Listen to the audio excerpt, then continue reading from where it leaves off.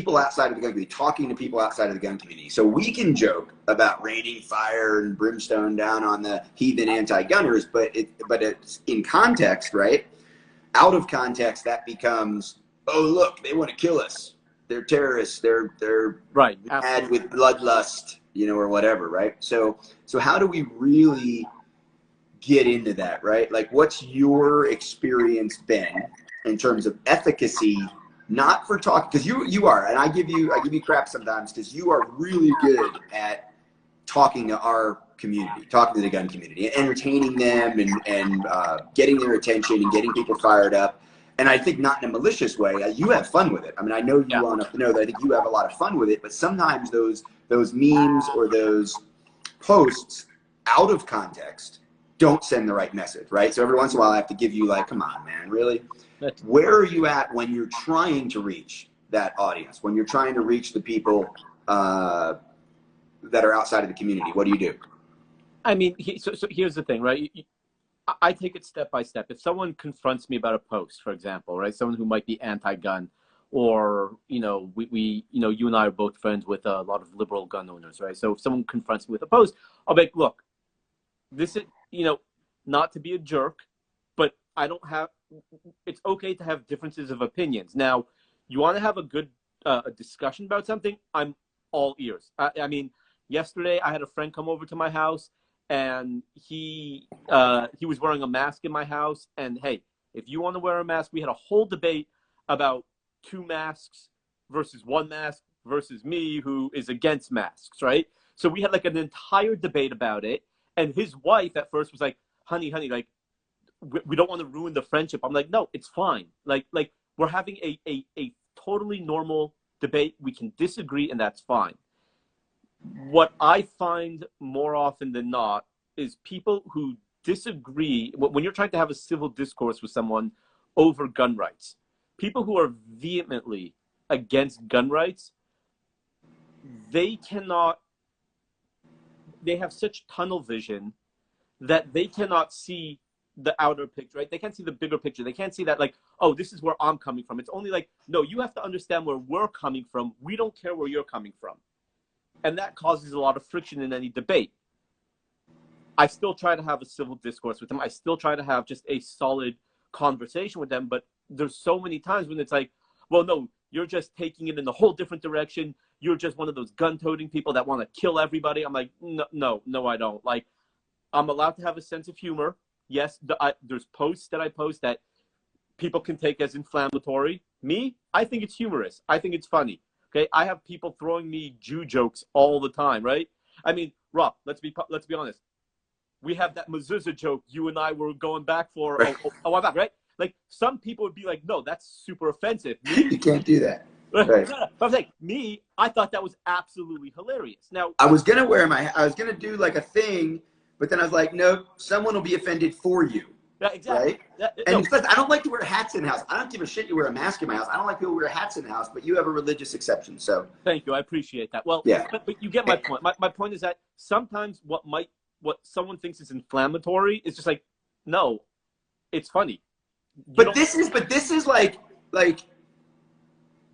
Sam Kinison, right? Like Richard Pryor, right? Like people who are comedians say things that offend people, and in context, we generally give a pass for that, right? And I think that the conflation is the gun rights advocate, which you are. You are a passionate advocate for gun rights, and the entertainer, right, or just the person who's having fun with their friends. I think we all realize that, you know, like for our kids, there is a vast difference between the things that you might be doing on a Saturday night in the, you know, whatever, when you drove out to the trestle, you drove out to the underpass, you drove out to the lake or whatever, and you're in high school. Those things now live forever, right, on your cell phone. And our kids get that in every way. I was having a conversation with somebody yesterday about how I don't understand this thing where like guys turn 16 and 17 and don't want to drive instantly. Like, if I meet somebody that have a 17-year-old that's not driving, I'm like, what is going on here? Yeah, exactly. But it's not that. And you know, like, especially parents are like, well, our kids are fine. Like, well, okay, but look around. there's a lot of kids that are in the 16, 17, 18-year-old range the last few years that don't drive. And I don't understand it. It's so foreign to me. One of the things that has come up is, well, they're more aware of the dangers. They're more aware of the responsibilities. They're more aware of the accountability. They see other people getting into trouble with cars and with things like that. And maybe it's because we are a surveillance society, right? There's cameras everywhere. Everybody's watching everything. You track, if I was tracked just out of like perceived obligation, I think that I would have had my like driving rights restricted by my parents, even though they were very free and kind of like trusting. If they actually were responsible for the fact that they knew what my speed was, or like they would actually have to step in, right? So maybe that's part of it. Is there like, how do we deal with that, right? The fact that when we are talking and joking, everybody else is watching and listening too, and then it lasts forever because they can screenshot it. Like, how do you deal with that part of it, or do you just not even worry about it? I mean, it's one of those things, like, it's a case by case, right? So if someone confronts me about something I posted, I'll try to talk to them. I mean, Rob, you know me really well. We have, intimate conversations about, many different topics. You know me very well. If someone confronts me about something, I have no problem giving my point of view. You don't have to agree with it. You don't even have to like me. I'm fine with that. But I think it's almost not fair to people like us who, yes, my Instagram page is there for education and humor. I've never veered away from that. But do I really need to change my entire lifestyle to cater to someone who might not agree with me or who might find what I'm saying inflammatory? No. But that goes against everything what America is. You're nailing it. I have no problem with someone saying, hey, man, like my Gina Carano post that I did this whole thing on Gina Carano when she got fired. Now, again, I don't care that Disney fired her. They are a private organization, and that is fine. They have the right to do what they want. But I had a lot of people confronting me saying, hey, her making those connections between Nazi Germany and America today is just wrong. I'm like, no, it's not. And I brought proof why it was correct and what she said was correct. Now, that aside, I don't have a problem talking about it, but I am not going to change my whole persona, right? I have people love my page. I have people loving what I'm doing, and I'm growing a brand. You don't have to follow me. You don't have to like me. That's fine. But I'm not going to change who I am to cater to the masses, or not even to the masses, to placate a few people who might find something that I post offensive. I mean, hell, my wife finds half the stuff I post offensive. So you're familiar with the concept I throw around called respectful irreverence, right? Yes. So for everybody, real fast, respectful irreverence, the easiest way to sum it up is if somebody like slaps my mom, right? And I'm like, that guy slapped my mom. That's not cool, right? And then we deal with it. But then 3 years later, the guy cures cancer. The guy finds a cure for cancer. I'm not going to not take the cure for cancer because he slapped my mom. Like, so I don't care what your thing is, and maybe it's not your mom, but whatever your thing is that is the most offensive, you need to be able to take that in and say, okay, if that person holds that opinion or did that thing or lives that life, but also says something rational, says something reasonable, says something smart, says something that can bring value to my life or earth, I'm not going to disregard it, right, just because of that other thing. And it's separated, right? It's this understanding. So in that, and because that's what I'm hearing in what you're saying, the idea that you do your work, you also live your life, you have your personality, you have your friends. So we have to be tolerant, right? Just because we wear a hat, like a figurative hat that says, I'm a gun rights advocate, that doesn't mean that I can't also do something else and do many other things, right? And it kind of comes down to the idea of, people say like, well, celebrities, but they just need to make movies, right? Or sports guys, they just need to play games and not comment on politics. Well, why? They're human beings. Like, everybody's entitled to their opinion. Well, they have too much influence and bandwidth. Okay, that's a cultural thing. To talk to your kids, talk to your neighbors about how much influence they give to ball player, but that ball player is still entitled to be both things, right? To be a political commentator and guns. I get that a lot, right? I get people if they don't like my politics, they jump into the comments like, stick to talking about shooting. Well, I think I was talking about politics before I was teaching shooting, right? Where do you come down on that idea of allowing for separation of magisteria, right? Like, this is what we're talking about right now. It doesn't matter that that person doesn't eat the same food I do or whatever. I mean, okay, maybe wait. What? I guess I'm not understanding your question exactly. So what you were saying, how much do you? It sounds like you said, okay, I recognize that I'm going to not change my life for the people that don't like it. But when it comes to wanting to influence someone or wanting to have a conversation with someone, right?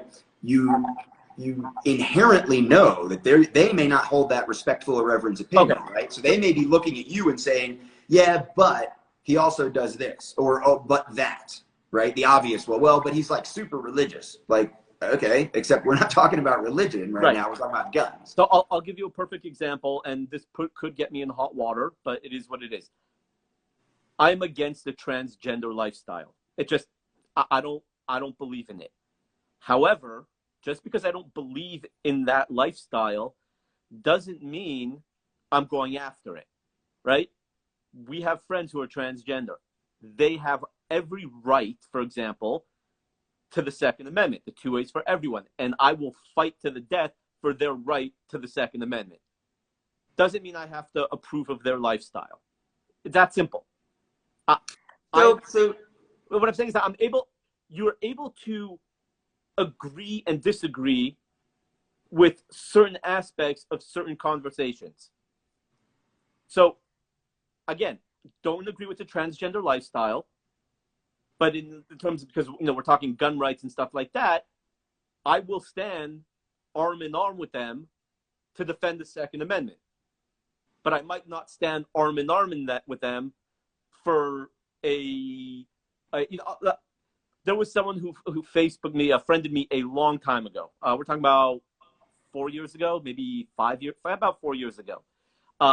Didn't know who they were, but I was at the point where my book had just come out and I didn't have a public page yet. And, all these people are seeing my book, stuff like that. And I friended them and I found out, after reading their posts and stuff, that they're transgender. And I'm like, okay, like, I disagree with the lifestyle, but hey, they didn't do any wrong to me, so I don't care. All of a sudden, like within a year, they're asking for donations to help with their sex change. Like, nope, I'm not going to have anything to do with that. I don't. That is something where I draw the line, and I don't want to see that on my page because I don't believe in it and I don't agree with it. Now again, I know this is, like I said, might get me in the hot water. Just because I disagree with your lifestyle doesn't mean you don't have the right to defend yourself in any situation. I am not going to come after you because I disagree with your lifestyle. Just like you said in terms of a guy who slaps your mother, but he has a cure for cancer. Okay? You might disagree with what he did, but you're still going to go get that cure for cancer. And that's how I see it, is I disagree with the lifestyle, but I will still defend your right. And I will still come to your aid and come to your defense. If someone is attacking you, I will come to your aid. Okay, so let me jump in. Because I want to bring this back to sort of our advocacy, right? Okay. So now flip it around. Somebody says they don't believe in the right to keep and bear arms. They don't believe in the Second Amendment. They don't believe in that freedom to you can own a gun, but carrying a gun in public's a line too far, whatever, right? So maybe there's some nuance there in terms of someone's sexual lifestyle preference, whatever, gender identity, that you would be okay with this, but not this other thing over here, not the sex change operation, whatever it is. So how do you then like flip that around? Somebody says, yeah, I get it, man. Like, you're into freedom and you're into self-preservation and you're into taking care of yourself and personal responsibility and small government, individual liberties, but I'm not into the whole gun thing, the whole carrying guns in public. That's too much. Where do you find common ground, right? Because you identify with that idea that you can say, you're so comfortable saying, I don't think that person is doing the right thing, even though it doesn't affect you. Right. When they bring that back to you on guns, what's your response? So we'll devil's advocate that. Like, hey man, I think carrying the gun outside of the house, that's a line too far. I don't agree with that kind of lifestyle. Go. Well, my first response would be like, why don't you think that, you like I said, I'm very into civil discourse. So you ask, why don't you think that's a good idea? Okay. And let's say you have a good conversation back and forth. At the end of the day, the guy's entitled to his opinion. The guy's entitled to however he wants to vote. That is what this country is all about. I don't have to agree with him. You know what's funny though right now is you a little bit you it looks like a guy, but he prefers to be called she. Again, you gotta go with that. Okay. Sorry, just fucking. But seriously, you see what I'm saying? Like this is the thing is do you allow that same space? Do you in the area, any area, it doesn't matter the area, do you allow that same space for that moment of I don't agree with that lifestyle? Will you indulge that person in the conversation of asking them like why, or will you answer why when someone asks you about you not liking something? Let's say it's, I don't know, freedom for drug use, right? Like whatever, you can use any kind of drug you want. You're like, no, I don't agree with that. Why? Will you have that discussion? Yeah, absolutely. I mean, isn't that the only way we can get ahead? I agree. I mean, I'm sort of creating the conversation here, right? Because what I'm trying to do with this short series is talk about being comfortable having conversations outside of your comfort zone, right? Outside of the things you believe in, because that's what we try to do as advocates. Like you said, when we're talking inside the community, we're doing one thing. We're talking outside the community, we're doing something else. So, but here's the thing. Yes and no, because there are plenty of people within our community who I will have the same conversation with in terms of not necessarily not in terms of the actual topic, but the same idea in terms of, no, you have the right to do what you want to do. I have the right to do what I want to do. You don't have to like me for who I am. That's fine. I don't have to like you for who you are or what you're doing. But let's have a conversation, and we'll take it. We'll take it from there. We'll see what we can accomplish by the end of the conversation. I mean, all right, almost a rhetorical question. Why is that important to sort of put aside the differences so you can come together on a conversation? Like talk about that for a minute.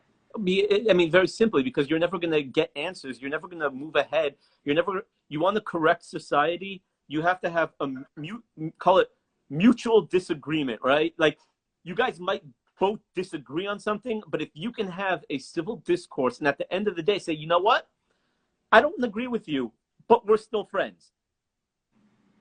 That's okay. There's nothing wrong with that. Like I said, the guy was in my house yesterday wearing a mask, and we were talking about double masking, and I'm like, dude, not only am I against double masking, get rid of the mask. Like, I hate wearing a mask. There's nothing normal about wearing a mask. And at the end of the day, we were still friends. And if you can't have a conversation with somebody and walk away as friends at the end of the day, you're like, oh, I just hate that guy for who they are, for what they believe. Well, you're the problem, not the guy who's trying to who's trying to say like, no, let's try to find the root of the problem.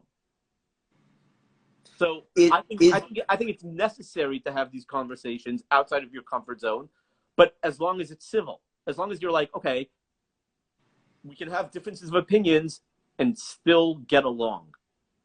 What is the easiest default common ground that you have found with someone that you sort of know, like different lifestyles, different belief structures, different backgrounds, whatever? Maybe even you already know there's a difference of opinion on guns in the term, the way we would think of it, the shall not be infringed, 27 words is all you get. Where are you most successful, do you find, in terms of establishing common ground to get a conversation going in the right direction?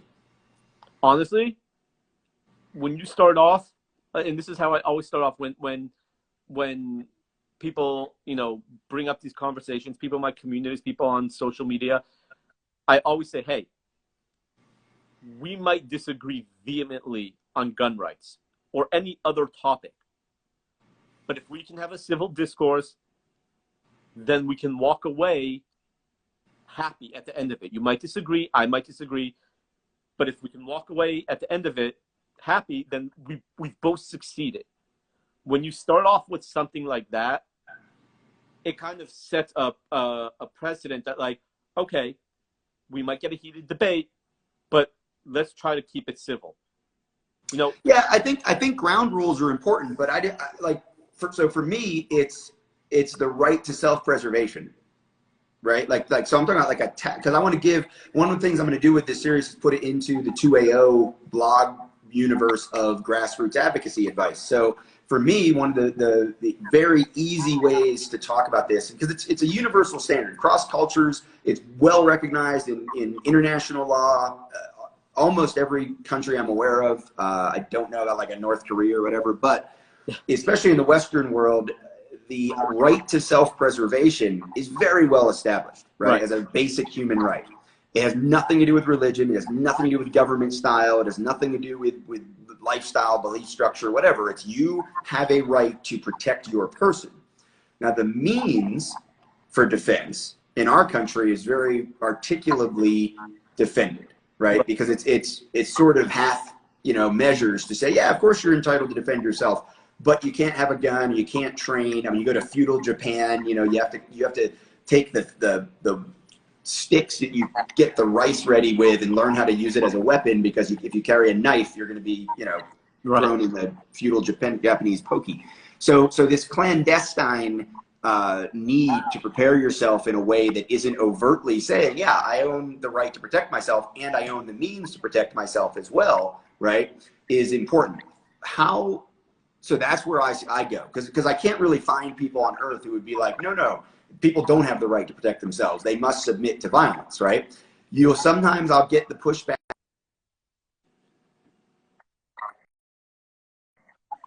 Yeah. Sometimes I'll get the, turn the other cheek style stuff. What's funny is I get people who aren't even like diehard Christians who want to point at the conservative culture that's associated with gun culture and be like, well, what happened? Jesus was a pacifist. What happened to turn the other cheek, right? And then somebody's going to talk about selling a cloak, and you get that round and round and round. It's like, whoa. I want to talk about, do you believe in the right to protect yourself? And overwhelmingly, people say yes. Right. And then the other one is would you protect someone else? Would you protect your child? Would you use lethal force to protect your child? And then therefore, wouldn't you like to have the preparation and capability to do that in the moment you thought you might need to? So what are your go-tos when it comes to that? Okay, well, definitely self-preservation. And I mean, that's all. I mean, that's like, I don't want to call it the easiest one, but it really is the easiest one to use because, like you said, it's universal. But I find many times that the reason why I mentioned what I did a second ago about setting the ground rules is last week someone commented on this post, this one right here. It says, the Pew Pew Jew little Art Deco. Oh, right. Right. So that I posted this image as one of my new shirts and hoodies and stuff like that. And someone's response was, no one actually thinks you're Jewish. Yeah, you told me that. Right. Or I saw the post or something. Right. And kind of like my first response was like, what do you want me to do? Drop my pants? Like, circumcision, 8 days old. And then as more people got involved in the conversation, someone actually called them out. Like, what made you say that? Like, where do you get that notion that he's not actually Jewish? And his response opened up an entire world. He said, I live in Pittsburgh. I was around for the Tree of Life shooting, and no real Jew would ever support guns or gun rights. And that... just real quick, was that person Jewish or claiming to be Jewish? Based on his name, I'm going to guess yes. But who knows, right? Okay. I mean, but, however, when he posted that, it's like what you and KD were talking about last night about, I think KD was mentioning how, there are certain times when you have to, investigate the person and why do they believe this way, right? Why are they thinking this way? So when I found out this guy had some connection to the Tree of Life shooting, obviously, like we talked earlier or last night, you maybe become a little more sympathetic to their ideas, Mm-hmm. or why they believe what they believe. So that's why I said that, yes, self-preservation is the easiest way to go. But when you have a guy like this saying that no one believes I'm actually Jewish because I believe in gun rights, but yet this guy was part of a mass shooting at a synagogue, that's where you lay the ground rules. That's where you say, hey, look, let's talk. Let's have a civil discourse, and let's at least be friends at the end of the conversation. How much of a pass then? Because it reminds me of a friend of mine who his brother was involved in a mass shooting, and if you go back and look at like this guy's track record, he has definitely been like, only the police should have guns, at one point. But you can sort of understand how he got there in the moment, while his brother's in a coma with brain damage and all that, and then you fast forward to, there's been an evolution, right? And obviously we're trying to create those kinds of evolutions for people. So how much tolerance or grace should we have for someone who holds a different opinion now, and or maybe how much hope should we have that they can change if we do our job? Or when do you write them off? Or, because there's a lot of that, right? They'll never listen. Yeah. I mean, look, I tried to have a good conversation with this guy. A lot of people were saying, guy apparently runs a comedy shop in Pittsburgh, and people were like, oh, keep your jokes to yourself, or, quit your day job because you're not funny. Like, people are doing stuff like that.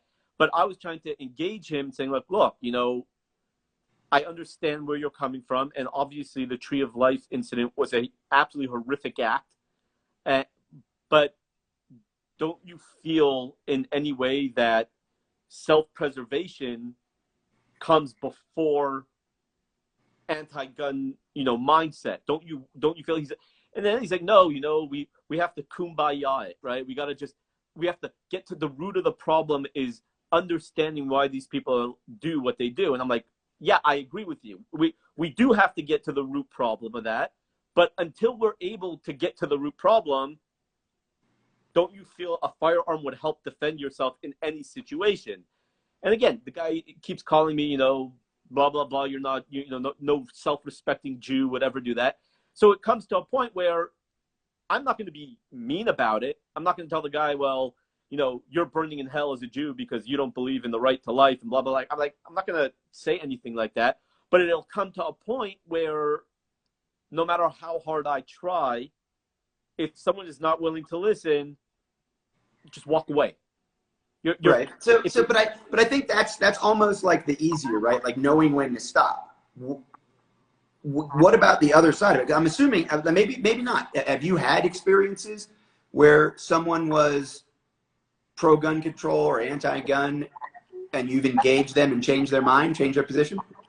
Sorry, say that. My 4-year-old just walked in.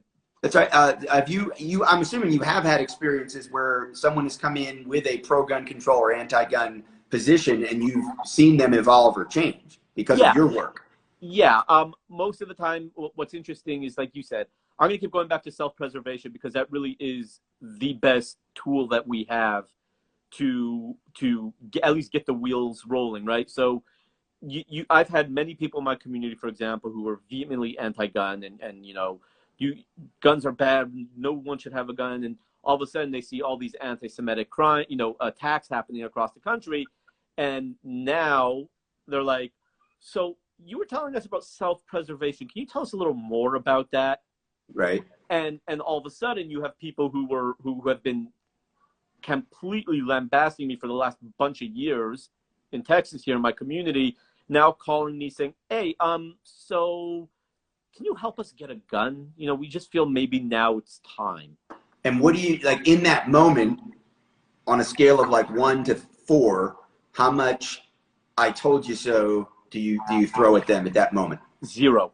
Right. You absolutely chuck your ego as fast as possible. Although all you want to do is say like booyah, like told you so. Like that's all you want to do, and give them the big middle finger, say told you so, even though you've been harassing me and lambasting me and calling me a gun nut and a gun freak and stuff like that. But that's the easy thing to do. The hard thing to do, all right. The hard thing is to say like, yeah, man, you know what? I get it. I'm happy that you finally opened up and you see the hazards and where, in the times we live in now. Absolutely. Let's go get you a gun. Let's So train. there's no space for the no, you weren't with me last week, so you can't be with me now. No, absolutely. The entire idea of the alpha male gun toting. I mean, I think that's important to have that masculinity, but at the same time, that alpha male ego, I'm better than you. You should have been with me back then. When it comes to new gun owners and people who are getting their minds and their eyes open to everything going on, you need to chuck it so freaking quickly.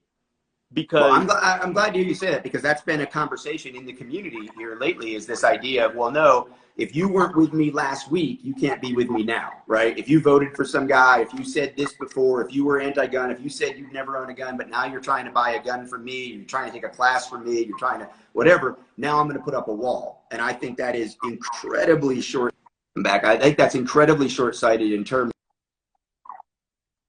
of how we grow the community, how we do outreach, and really an obligation. And I get it. Not every gun owner is a gun rights advocate. That is incredibly clear, right? Right. And there are a lot of people who put those walls up, but I'm appreciate you being part of this. We're at that 30-minute mark. There's a couple great comments in here that are down there. People talk about introducing new shooters again. You want to thank them for showing up, right? You want to thank them for changing their mind. You want to be appreciative of that. And I would even say, like, yeah, the students that show up to a class, absolutely, I appreciate your interest in doing this. You've already distinguished yourself from the average gun owner. When someone just calls up and says, hey, this happened, an external thing happened, now I've changed my mind. And I mean, at some point, right, like, obviously I have like Jewish ancestry and extended family. There is an irony, right? Like, honestly, one of the most persecuted groups of humans on earth for thousands of years, but there's a shooting last week, and now you're thinking, hey, maybe I should be ready to defend myself. You see your eye roll, right? Like, you want to do that. You want to get, guys, have you even been paying attention to the whole meetings we were having over there at the synagogue? But you don't, right? You go with it. You take advantage of the moment, and you welcome them, right? It's very difficult because when my first book came out, I had so many people in my community who were incredibly supportive of it. But then I had many people saying, like, gun book for kids? Are you out of your mind? And right. I also had people saying, like, why do you need a gun? What, you're a freak. You're a gun nut. You're one of those right-wing whack jobs. And I'm like, and I tell them, like, look, there will come a point when you will open your eyes, and one of two things will happen, depending on the timeline of when your eyes are open. I'll be gone, and you'll be like, shoot, we really should have listened to him and bought a gun just for, preparing. Or I'll still be around, and I'll try to help you find a firearm. But I said, but let me make one thing clear. I'm not giving you any of mine. Yeah, like, that's not happening. So it's interesting that it's very difficult sometimes for me to say, to people who are coming up to me now, like, hey, I think it's time we get a firearm. I think it's time. And it's so difficult. I just want to, like, stick my middle fingers up in their face and say, ha, told you. But you can't. You can't do that. You need to, like I said, chuck the ego. And if people are asking to buy a firearm because they are afraid of the world in which we live in now, you need to just understand that now they're waking up, and you can't force anybody to do something, right?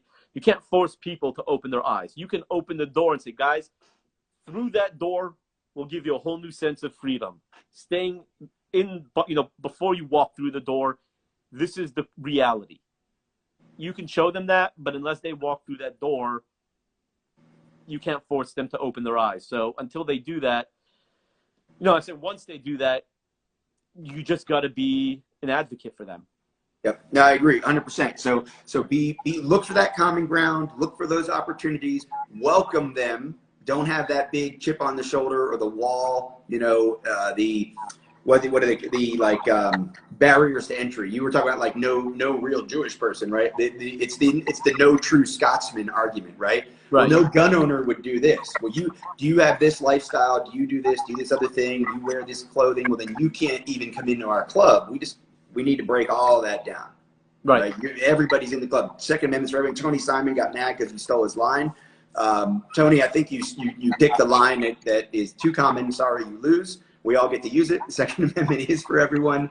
And TBF Arms says they're really appreciating the different perspectives that we're bringing out. So I'm going to try to do some more of these. It is Valentine's Day, so I'm probably not going to do any of these this evening, but I might get one more in today, and then we'll do more this week. Thank you, dude, for doing this. ThePewPewJew.com if you're interested in the funny stuff. He has one of my books on there because he inspired me to write a children's book, which I am forever grateful because I would never have done that. It's just a fun thing to have done. You can find my book at Yehuda's website and at The Pew Pew Jew. I will be putting this out on the YouTube and some other places as well. Please share it because I know a lot of you are like, hey, this is refreshing. This is great. I appreciate this kind of a conversation. Share it. I think that's one of the biggest things we need to do as gun rights advocates inside the community. The audience is out there, but we also need to worry about how we approach that audience internally. So spread the good word that there's a lot more to do than just entertain ourselves.